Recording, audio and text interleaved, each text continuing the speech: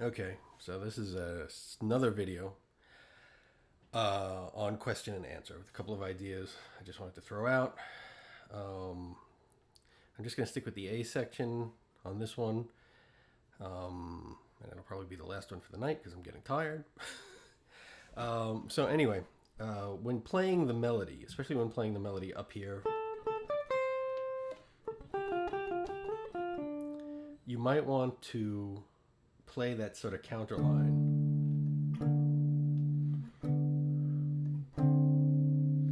right? You might want that. We want to bring some of that in, either just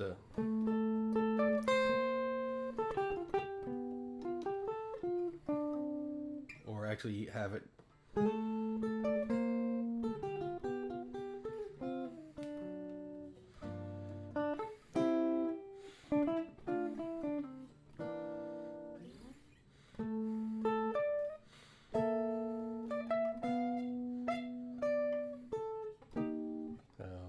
I probably would play that one.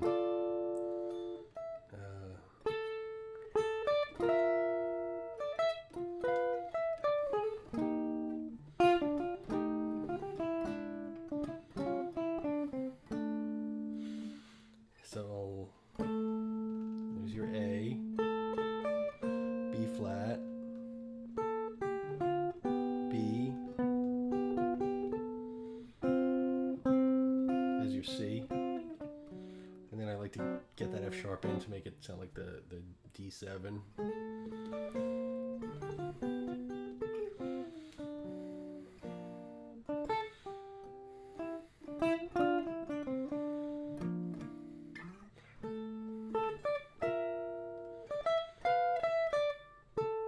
There's your A, B flat, B,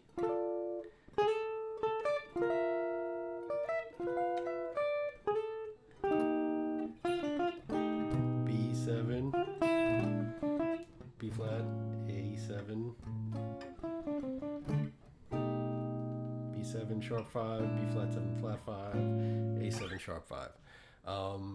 And I mentioned that trying to play over each one of those chords can make you crazy and pointless. And if you listen to the way Pat plays it, it's always sort of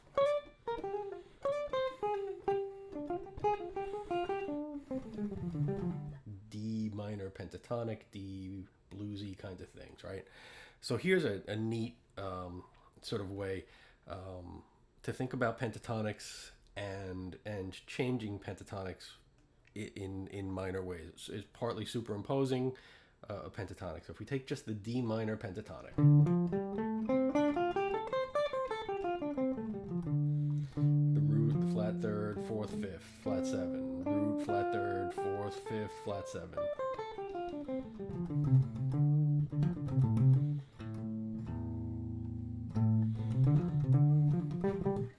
Layla. I'm sorry. D minor, Layla's going to come out. So, let's see if I can hit these chords right on the piano here. That D minor pentatonic over the B7.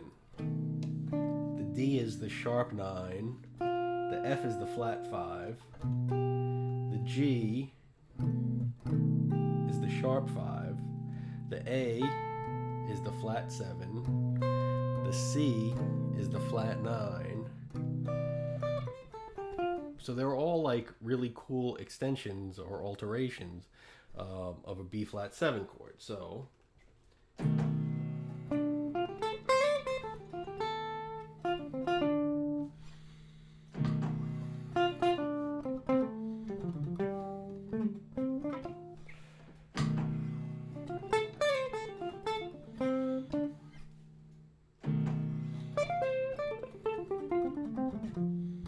So all those notes work over that B7. The B flat 7 has an A flat in it. So if you're thinking of the D minor pentatonic or a D blues scale, which the only difference with these names, it's good to learn all this stuff and then forget it. But it's good to learn it. So the blues scale would be the 1, the flat 3, the 4, the flat 5, and the 5, the flat 7. So you can either think including that flat 5 over the B flat 7, or you can just flat the 5 on the D minor pentatonic. It's sort of a flavor of the D minor pentatonic, where you have the 1, flat 3, 4, flat 5, flat 7, which over the B flat 7 would then give you the 3rd, the 5th, the 6th, the flat 7, and the 9th. So instead of D, C, A, G, F, D, it's D, C, A flat, G, F, D. So over the B flat 7,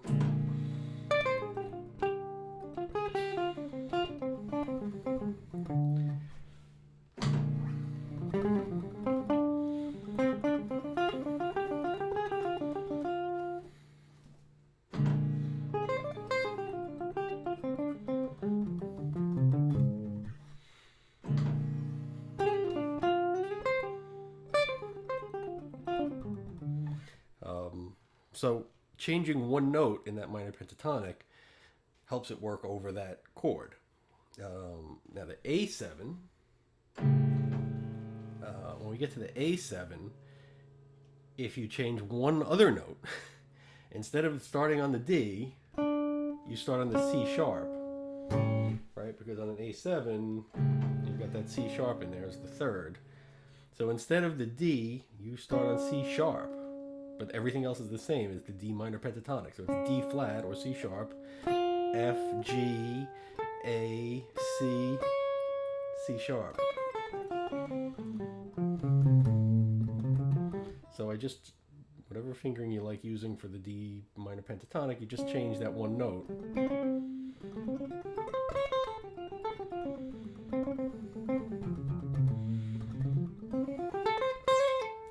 Right, so...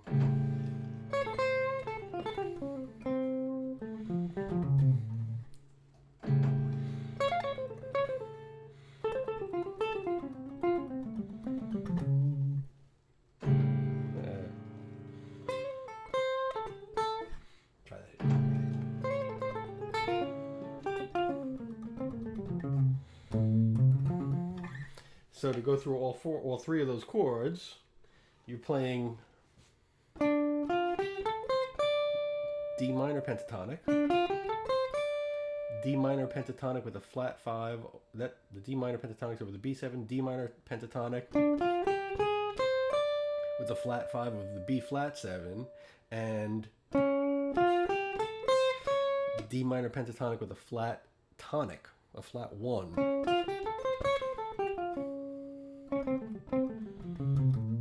It's probably a more theoretically correct way to describe that.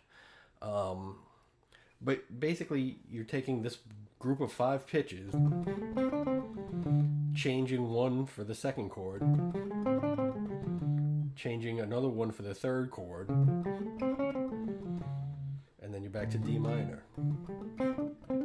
It's an easier way, and it's sort of very colorful notes, right? On the B7, you have the sharp 9, flat 5, sharp 5, flat 7, flat 9. On the B flat 7, you've got the 13th and the 9th. On the A7, you've got the sharp 5, the 7, the tonic, the sharp 9. So you've got a lot of colorful notes there. So...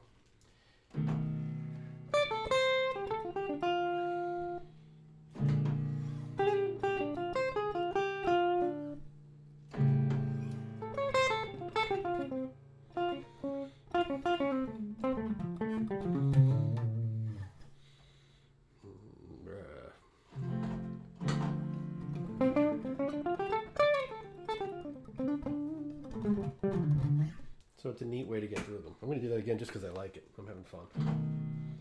I can't play piano.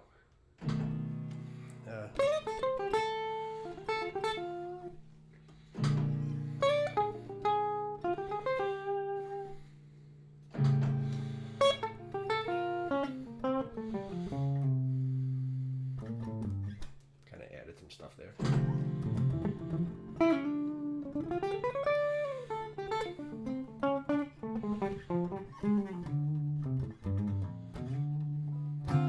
Anyway, a lot more on this tune coming up when I'm not so tired.